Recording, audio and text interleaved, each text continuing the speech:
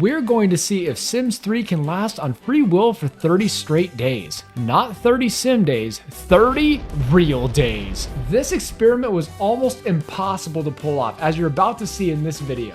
You're also going to see all of the obstacles and hardships that got in the way, because let me tell you, there were so many problems in this versus the last 2 times I did this test. The first 4 real days of this experiment went down the drain. Due to these Sims 3 pop-ups, I swear, Sims 3 prompts don't go away unless clicked, which presents a big problem leaving these Sims on their own for 24 hours at a time. I had to mod the game just to get the pop-ups to go away. In my previous 2 experiments, we used nice Tytar, clean Tytar, and active Tytar to see how it affected their decision making with free will turned on. We're doing that here, only this time, we're taking things even further. Say hello to your 2 new test subjects, greedy Tytar and smart Tytar. If you want to see these individuals' traits that I have chosen for them, pause the video now and take a gander. Otherwise, let's rock and roll.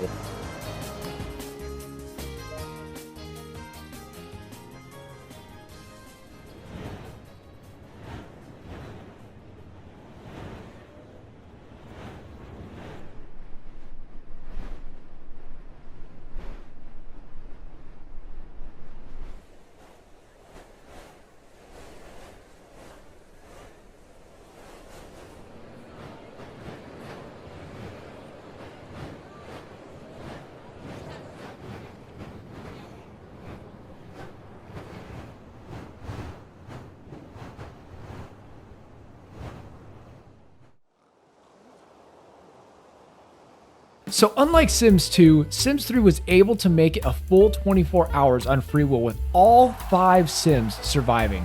One thing I thought was peculiar was this phenomenon I called dish art. I wondered why in certain areas they would pile up dishes in an organized pattern. Checking on their skills, nice Tytar had skilled the least, whereas smart Tytar had skilled up the most, which I guess is not too surprising. I had also noticed there was a ton of missing furniture, and I wasn't sure if it was because of the amount of time the game had run, or if all the plates were causing them to glitch out. So I repurchased the furniture to carry them through to the next day. And just to be sure that it wasn't the Repo Man, I also installed a mod for that at this point in the experiment. Okay, and there's something really important I gotta tell you about the filming of this that goes on behind the scenes that I didn't share in the first 2 experiments because it wasn't relevant to the upload. You see, Sims 3, at least at the time of the recording of this video, regardless of what platform you purchase it on digitally, it requires you to download the EA app just to be able to launch the game. Anyway, in order to play this game offline, you must connect to the internet to log in, and then you'll be able to play it offline.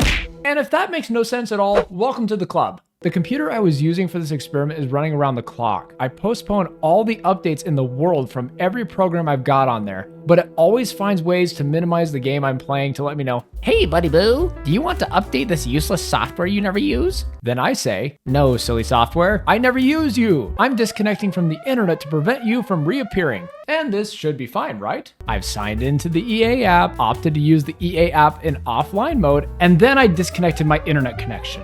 Keep this fresh in your head because it's going to be relevant going forward.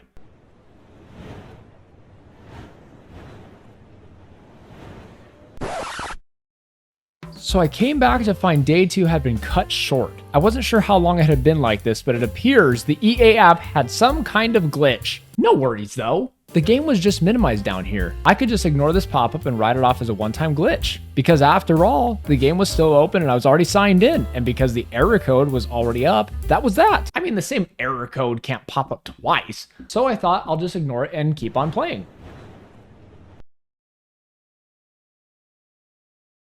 It popped up again, but I thought it was just a fluke. I decided to ignore it one more time. But going into day 3 though, I encountered a problem that I promise you did not see coming.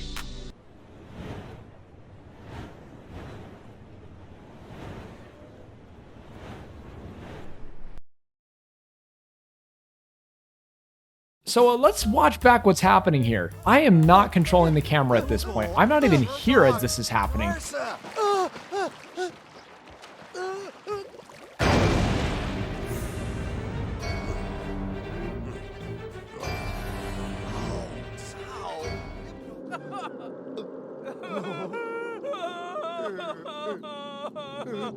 And later, There's Jesus Tytar walking on water, and then there's Earthbender Tytar swim through the land. And I wasn't sure how it was happening, but they were dying off one by one and meeting the Grim Reaper.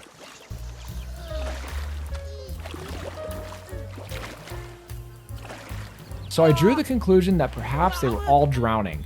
So in the name of the experiment, the pool had to go.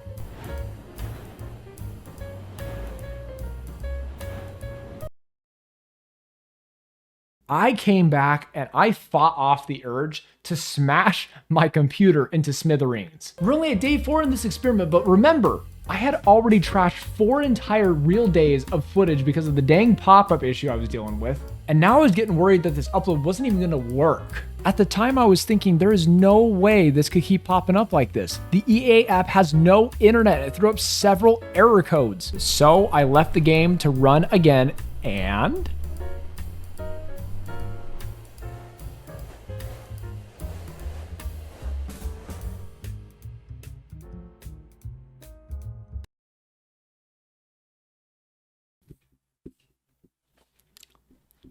only this time, it crashed my game. Thankfully, I had been saving every time I would check in on the game, but EA, you disgusting, horrible, awful excuse of a company. Hello everyone, and welcome to Who Wants to Be a Scumbag? I am your host, Tytar, and today I ask you the $1,000,000 question. If you were tasked with making sure your game was not pirated, would you choose A, confirm the product was purchased legally at the time of installation, B, check digital invoices to see if Tytar is playing a legitimate copy of the game, or C, offer the game for purchase on multiple platforms and then force them to use your game launcher to get them to log in to play an offline game and then make them stay online to play the offline game just to confirm that, yes, they have purchased this offline game, and you've confirmed that by having them log in online and stay logged in online while playing that offline game. Well, if you chose C, congratulations, you just won Who Wants to Be a Scumbag? I uninstalled every single bit of software from my computer and postponed all Windows updates until after the date of the completion for this upload. This ensured the EA app wouldn't freak out on me for playing offline while being online, and I wouldn't have to worry about other apps trying to get in the way with their updates.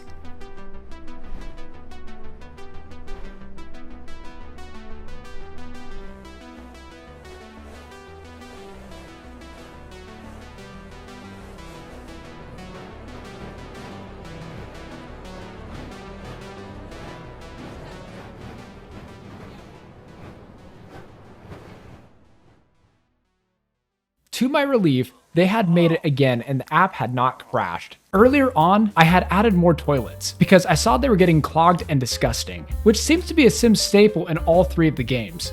So I had added a ton more toilets to see how many more they could destroy. And I also added a bunch of easels to see if they would take up any painting while I was gone.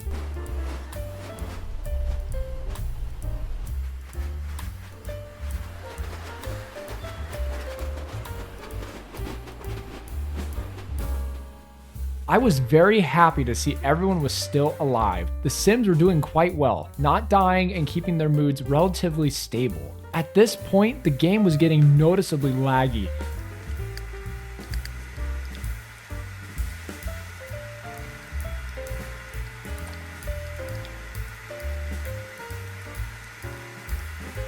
Oh, Zack Hagley! Huh?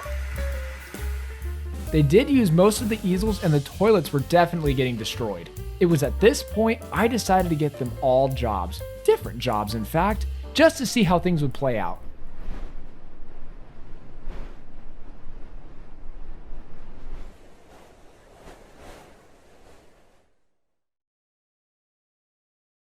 One full week was here and I quickly realized I was going to have to get rid of their jobs because I came back to see this.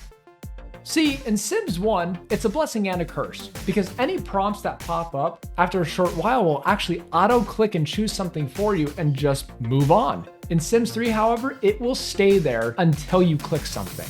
And I was still getting them even with the mod blocking the pop-ups. I do wish I would have noticed this at the time, but they were actually successfully getting promoted on their own. The footage I have on these promotions is limited because I only noticed this while I was editing. Luckily, I caught this bit right here where you can see Nice Tytar had been promoted twice, which I found to be interesting as Sims 1 and 2, they failed to even keep their jobs. So instead, I loaded the lot up with easels just to see how many paintings they would do, and I made them all quit their jobs. This time, I was going to leave them on their own all the way until day 10. The Tytars had painted their little hearts out, and this place was an unmitigated mess. The lag was getting completely out of control to the point where it was affecting the amount of Sims time that was passing, even though I had been leaving them for days on end. I started to wonder what would happen if I hired a cleaning service. How long would it take them to clean up this mess? Well, I wanted to leave them several days to find out because that's quite a mess. So I left from day 10 to day 14. I came back and wow, that cleaning service really was worth it. Since I had left them for several days, I was wondering how long it had actually taken to clean everything up. So when reviewing the footage, this is what I had found.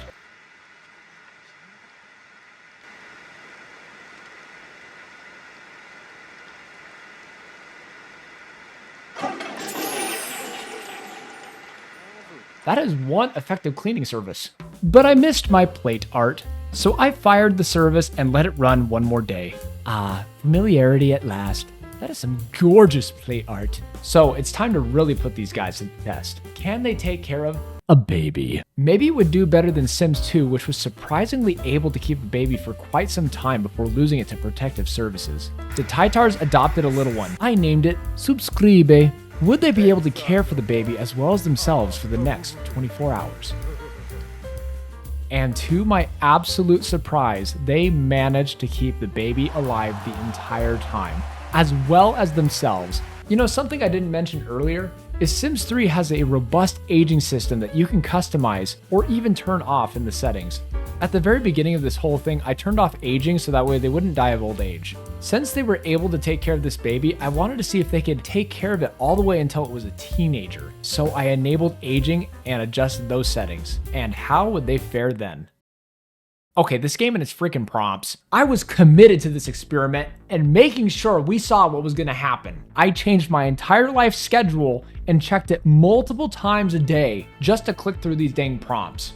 What was really frustrating about Sims 3 though, was it had 2 pop-ups per birthday. One was like, yo, it's gonna be Subscribe's birthday. And then the other one would be like, oh yeah, now it's really his birthday. Through all the pop-ups, I successfully managed to get Subscribe to be a teenager, but I began noticing a very frustrating thing that I could not seem to overcome. Prompts. Every time this kid would go to school, he'd be like, hey dads, could I go over to Walter Jr.'s house? Seriously, he's just gonna say no. With how many prompts Subscribe's existence was causing, I couldn't help but have that dark thought.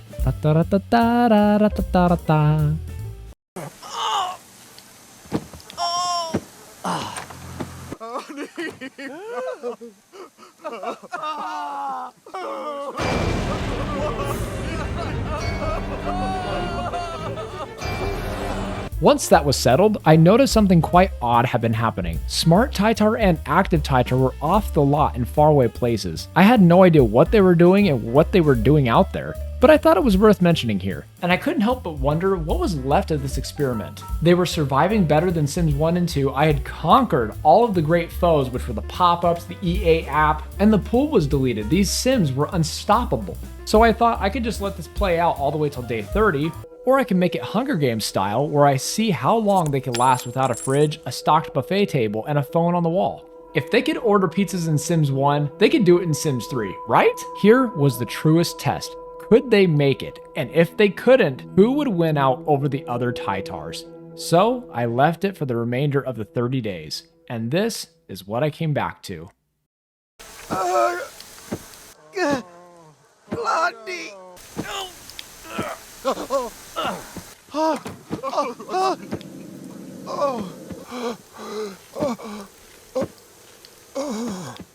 They had only made it to roughly day 22.